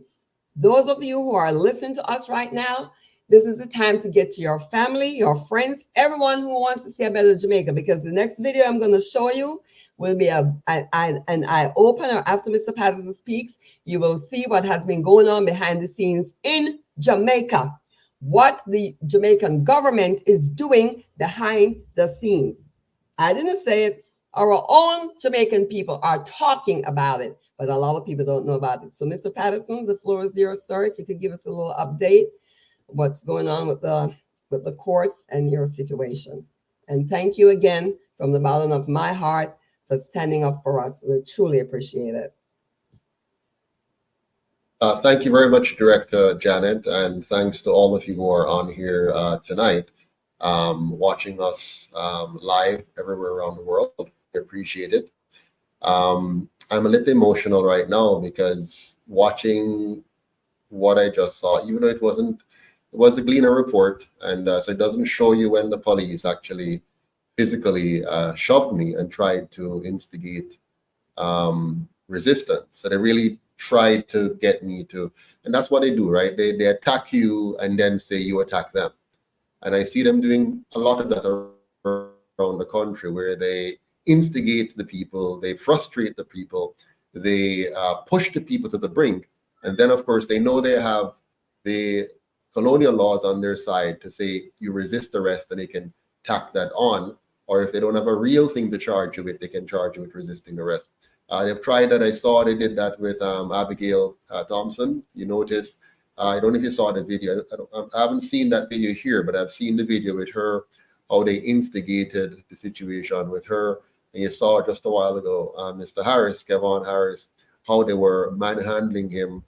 And you guys didn't see this, but back when they took us to the Central Police Station, they were most rude and grievous in the way they related to us. And at all times, what they want is for us to react, because when you react, then they can take out their guns and their baton, and they can hurt you, even kill you, and then report that you attempted something. That is why sometimes when you see in the news and they tell you that police killed somebody in a community, and you hear the people crying out about the innocence of the person, sometimes it's not even that the person is a saint. It's just that the police were so unfair in the manner in which they carried out what is supposed to be justice, that the people just cannot stand for it, and they respond. Of course, there are times, of course, in society where, some communities protect criminals. We're not talking about that. We're talking about where the police becomes a criminal and they're hiding behind the law in carrying out their own criminal activities.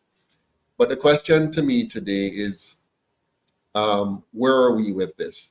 So we have been in court now for 3 years. When we just started going to court, we had some persons who came out to court with us.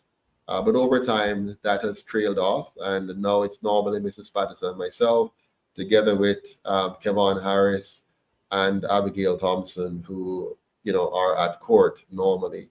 Hats off to these two young persons for being, very tremendous in their support, their stance, their commitment to the cause.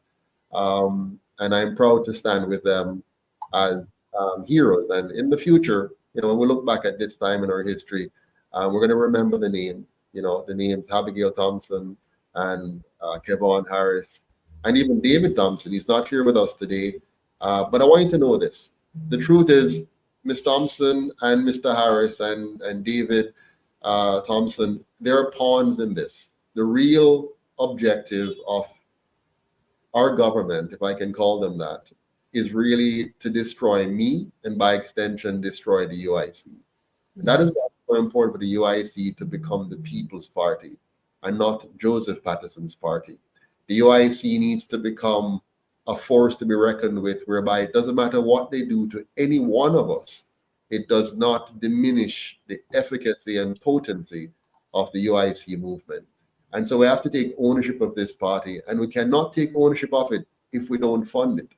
So you'll always hear me trying to remind us of the importance of funding and owning this movement. The two other parties are funded and owned by local and global elites. Make no mistake about that, right? They're funded and owned by the global elites. And as long as we, the Jamaican people, sit here and hope and pray for either of those two parties to ever come to our rescue, you're making a sad mistake. When the powers that be decided to inflict upon us the pain and suffering associated with the pandemic, you will notice that both so-called political parties were nowhere to be found in defense of the Jamaican people. They both coalesced around, supported, and pushed directly or indirectly the directives given to them by their true masters. The Jamaican people are not the masters of our government. We do not own this government. We do not control this government. And we only indirectly fund it by the taxes they force us to pay. We're actually for our own demise, our own slavery. And so tonight I want to speak directly to the Jamaican people and open your eyes to the fact that you and I are still slaves in a system of slavery disguised as democracy. And so it's time for us to rise up and take control of our own destiny. Paul Bogle died for this.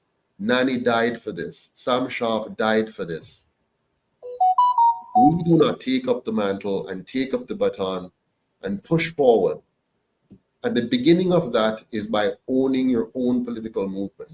Marcus Garvey taught us that when he created the first political movement in the history of Jamaica. And because he had the foresight and the insight and the wisdom to do so, the powers that be, the plantocracy back then, which is the PSOJ today, the media back then, which is the Gleaner Company today, and the political parties back then, which still stands today, they all colluded, joined hands, and they got rid of Marcus Garvey, and they got rid of the first political party, and they replaced it with two false, fake equivalents that we now know as green and orange. So today they have us still in court. So we have been in court since September 22nd, 2021 until now. They charged us with breaking the DRMA, which is a fake law because it actually contravenes the very document they call a constitution. And they charged us with the Public Order Act, which is as ancient as colonialism itself and was designed at the time to keep the slaves and the fakely released slaves in check. It's a very simple strategy. If the slave has to ask permission to walk the streets or to bring grievance against the governing power, you simply shut them down by saying, you're breaking the law, we have to give you permission to do it. As long as we have to get permission from the government to protest against the government, we do not live in a free and fair society. We live in a dictatorship disguised as a democracy. As long as you need permission to walk on the public streets, you are not a free man, you're a slave.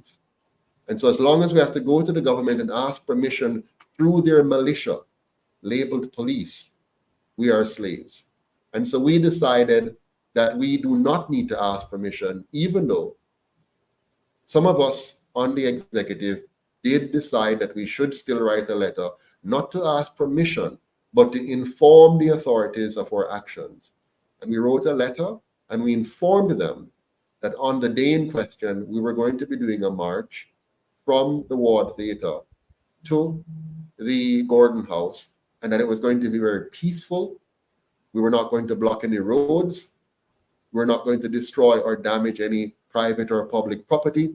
We had one intention and one intention only, was to give the Parliament a letter explaining and outlining why it is important for the government to immediately cease and desist from pursuing any form of mandates whatsoever against the Jamaican people.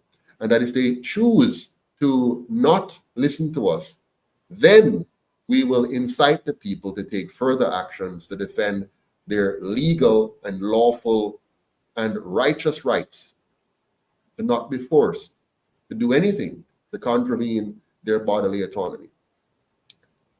Andrew Holness, with the full support of the opposition, decided that they will pursue the implementation of their draconian measures. And they redirected the police and all their resources away from fighting real criminals and real crimes. And they had trucks and horses and bikes, tons of police officers dedicated to the least offensive and the least criminal activity, because it was not. And they redirected our taxpayer dollar resources away from criminal activities to pursue innocent Jamaicans walking peacefully on their streets and making their voices heard, that they refuse to lose their bodily autonomy. And so they hounded us. And when they could not find fault with us, when they,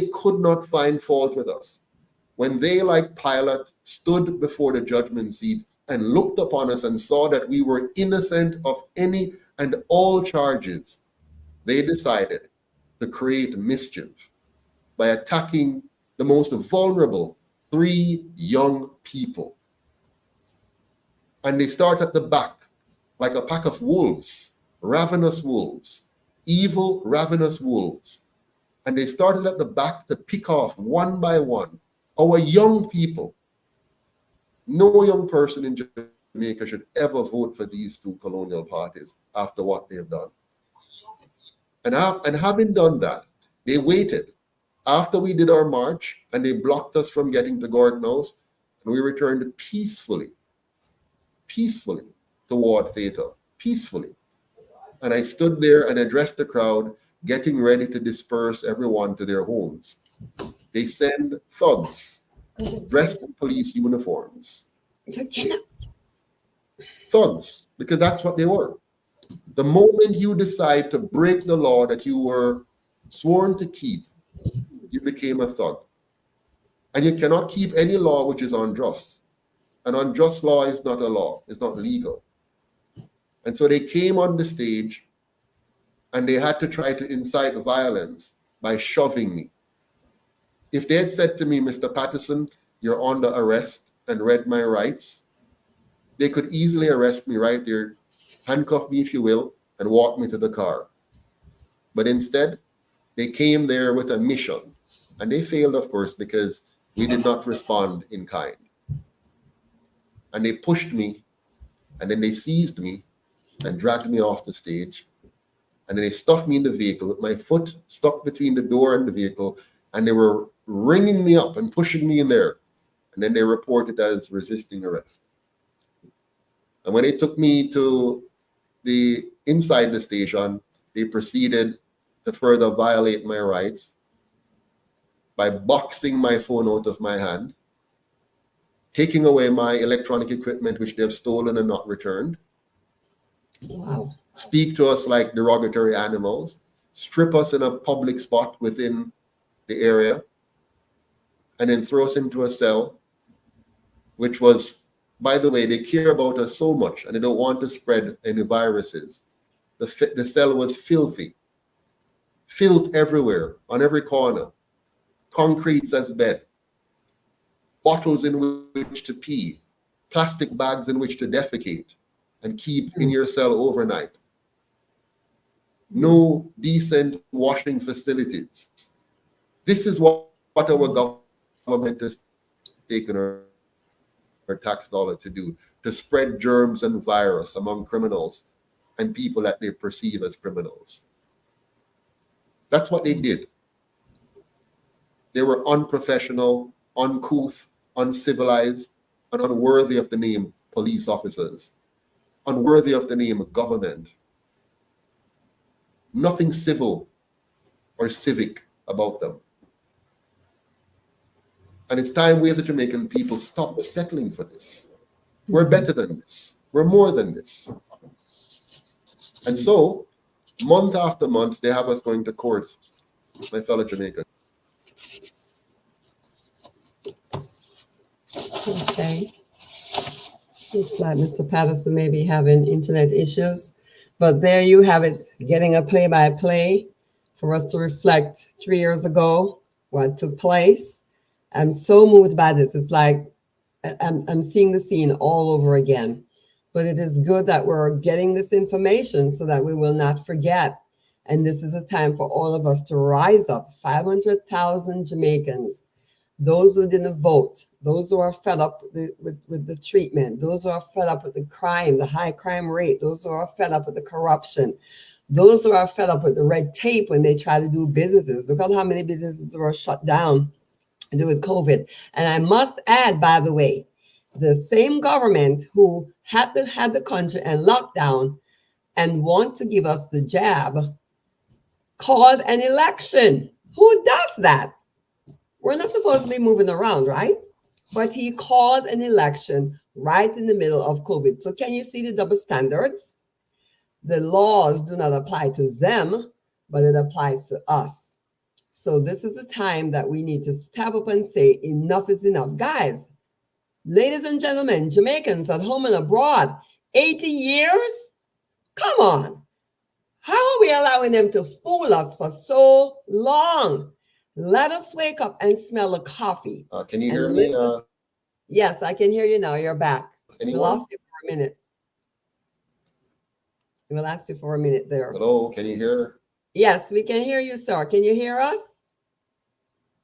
We're Not hearing sure if you. we heard or not. Yes, we're hearing you. Are we back? Can Yes, anyone hear we're me? back. We're hearing you, sir. Okay. All right. All right. Good. Okay. Thank you for that. Yes. So what was I saying? Where was I? You were saying it's time for us to wake up and get the UIC in office, sir. To sum it up, that's it. 500 people Good. for the change that we need. 500,000 people. Okay. All right. Yes. Struggling a bit here, but let me see. All right. Yeah. So I was going to just cover now the issue of the legal situation. So they have kept us in going to court month after month after month because the Supreme Court, the Constitutional Court, has put off our case. Now the government levied charges against us, and we counter-sued the government and said, well, based on what is in your own constitution, you have acted contrary to that. And we have that now before the Supreme Court. The Supreme Court took months and months and months and months and months to see the case or to hear the case. In the meantime, we have to keep going to the lower courts every month or two to give an update and to have them decide whether they're going to wait any longer for the Supreme Court's ruling. Finally, the Supreme Court met with us twice or three times, and then they finally said they're now going to give a verdict, and that verdict should have come on July 31st.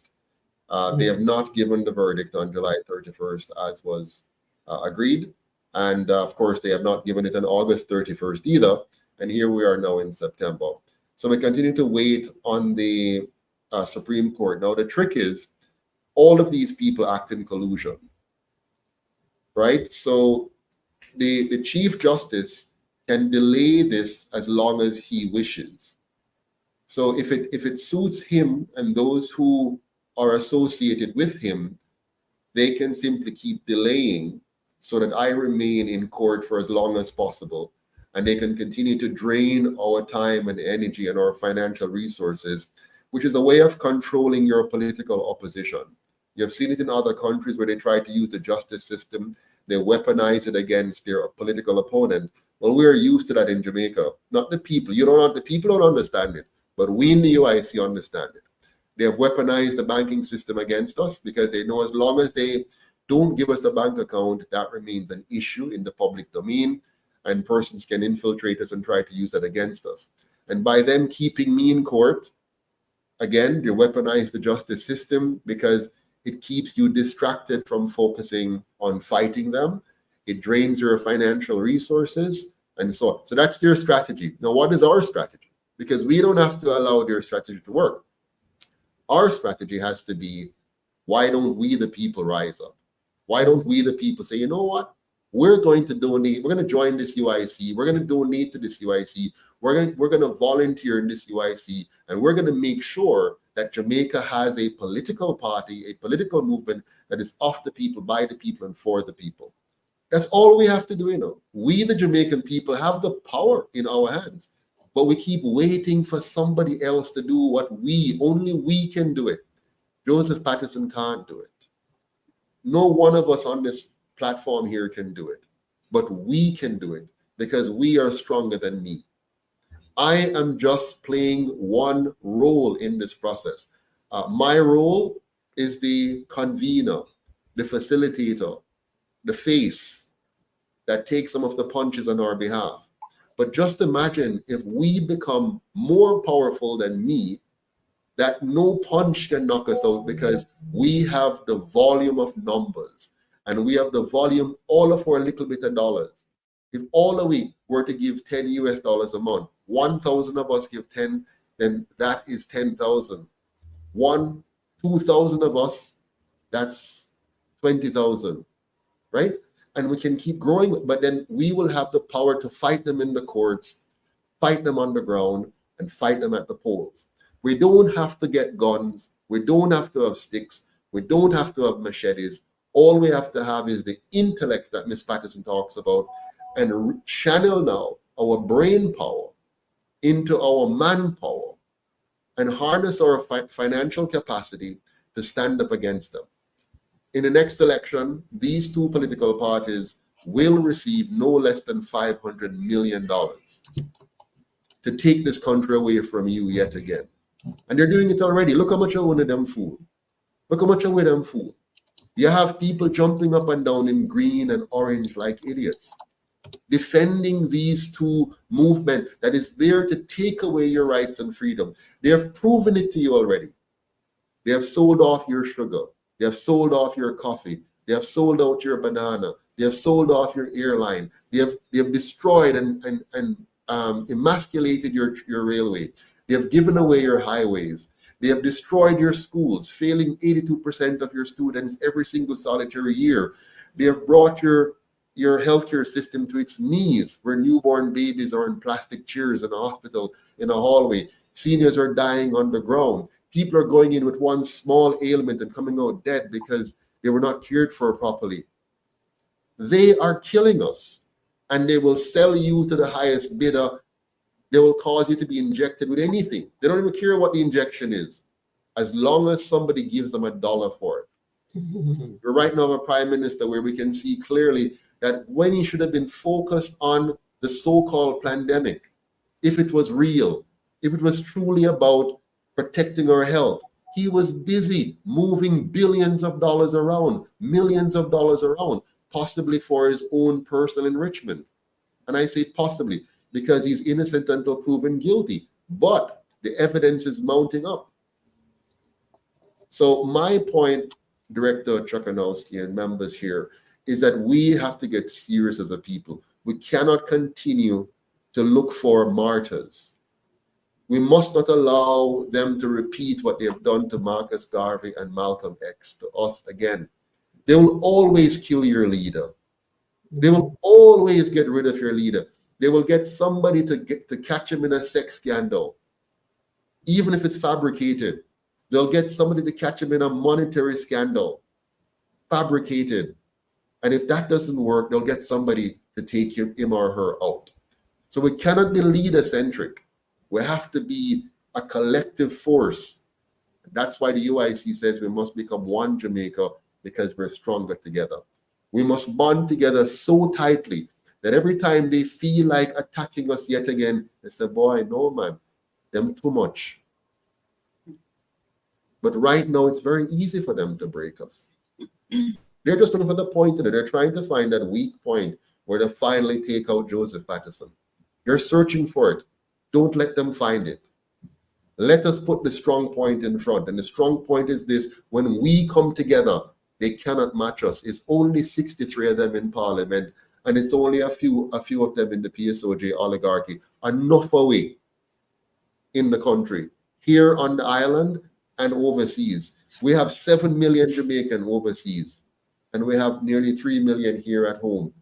If just 500,000 out of all of that comes together, we are unstoppable. And so in summary, we're still in the court. They hope to crucify us there. We have won the case already. Our lawyer, Mr. Hugh Wildman, has been excellent. He has prepared a solid case against the government, and he has delivered that case with the greatest of intellect and aptitude and skill. And every single judge on the bar knows that Mr. Hugh Wildman is right, that his argument is sound, and that the case is closed. And so they're delaying in bringing a verdict because they don't want to bring the verdict that they know they must bring. I know they're under pressure. So I'm appealing to all the judges right now, all three of you. Look deep within your heart and think not about the immediate ramifications. Think about the ramifications in the future. Today for me, tomorrow for you. If they will deny me my right today and take away Kevon Harrison's right today and destroy Abigail Thompson's right today, think about what they might do to you. You're not always going to be sitting on the bench. Don't allow them to influence you against your fellow men. You're sworn an oath, and your oath is not to the King or Queen of England, not to the monarchy. Your true oath is to humanity. So as a judge, your goal right now is to think, what if it were my son and my daughter? What if the tide should turn and I am now on the outside and not on the inside, where I am a part of the cover-up and the confusion? And then the law is used and weaponized against you. Don't fall for it, Madam Judges. Don't fall for it. Step forward boldly and take your place in history as the three judges that stood on the side of righteousness and justice for a change. Say to hell with it. They may take my job, but they cannot take my moral, my ethics, my commitment to righteousness and truth.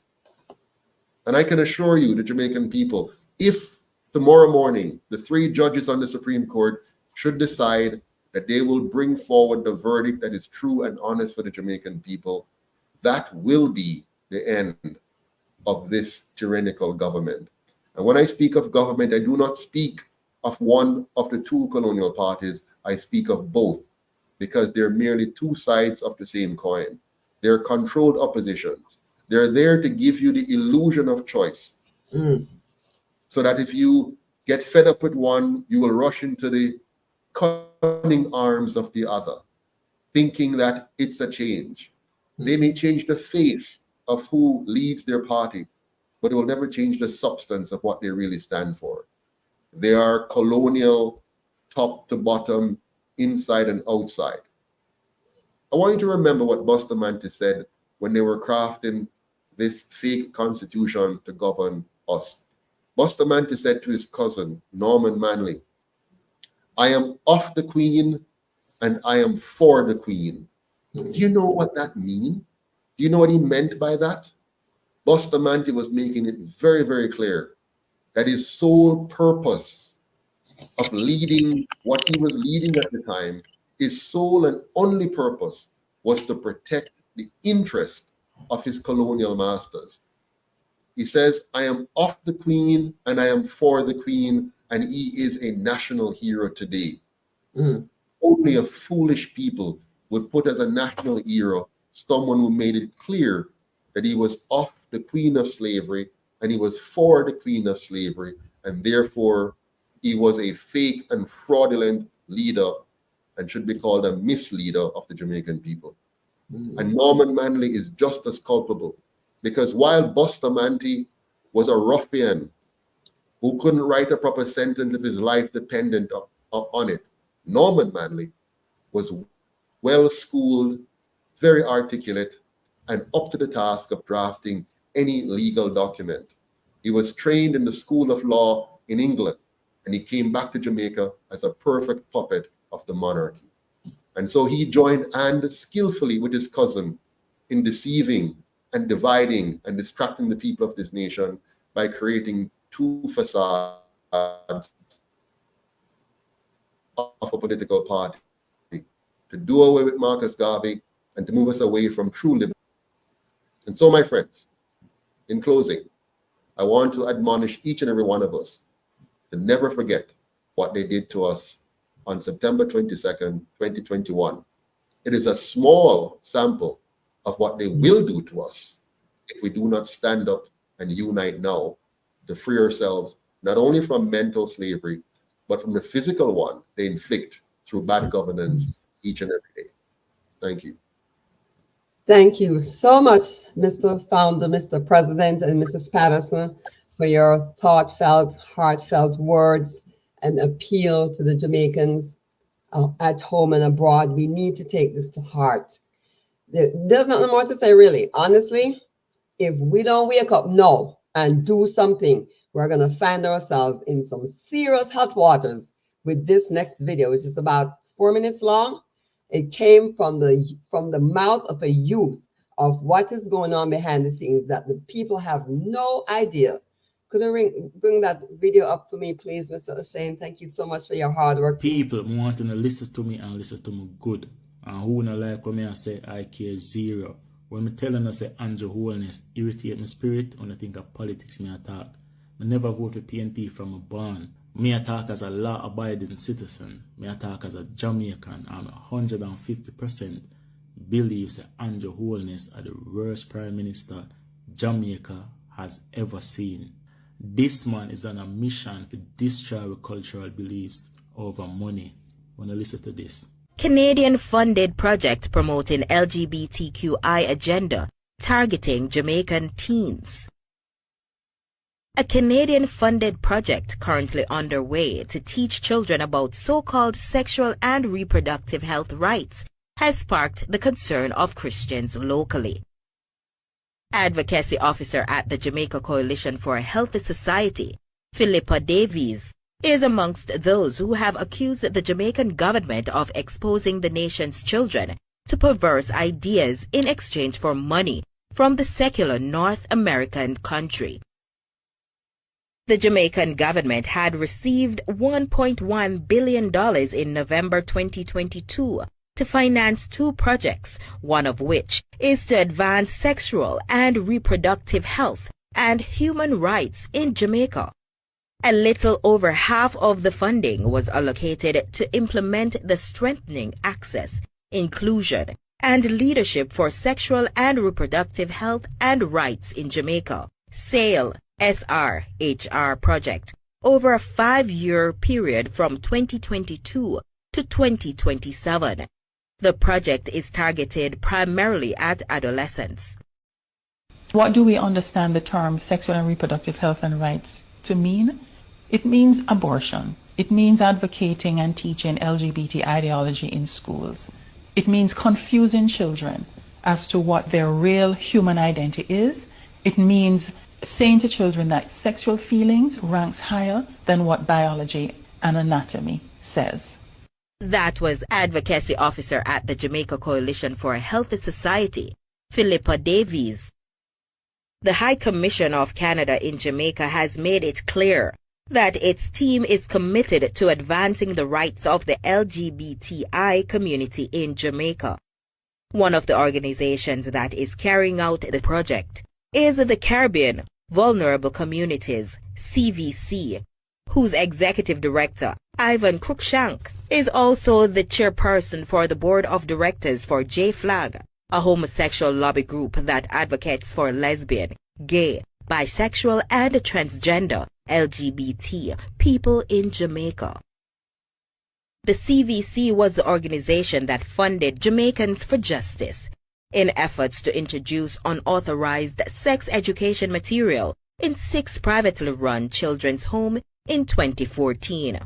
The content prompted public outcry and condemnation from several groups in the island, as it was deemed to promote the gay agenda and material not fit for children. The scandal resulted in investigations being launched by several state agencies, including the Police High Command, and the resignation of former Executive Director Dr. Carlin Gomes from the Jamaicans for Justice Board. Davies said the ideologies that influences Canadian laws and policies are not hidden. The people of Jamaica should feel betrayed and angry that their government is forming partnership with a country whose public policies regarding sex and sexuality are clearly diabolical. This government is putting the health and human flourishing of future generations of Jamaican citizens on the auction block in exchange for Canadian dollars.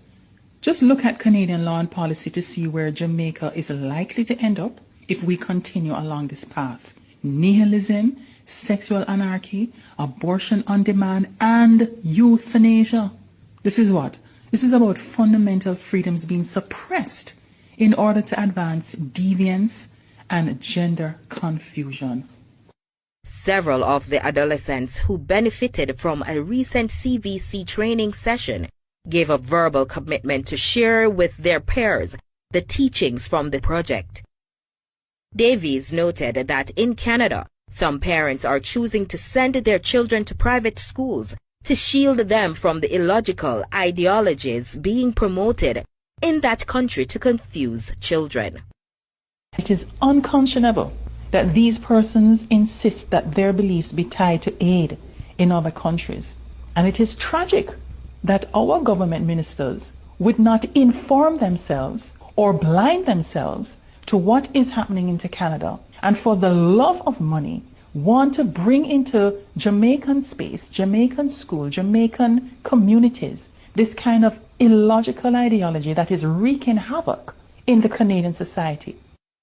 Among those who were present for the announcement of the $1.1 billion funding from Canada was Jamaica's Minister of Culture, Gender, Entertainment and Sports, Olivia Grange, and then State Minister in that office, Orlando Terrelong.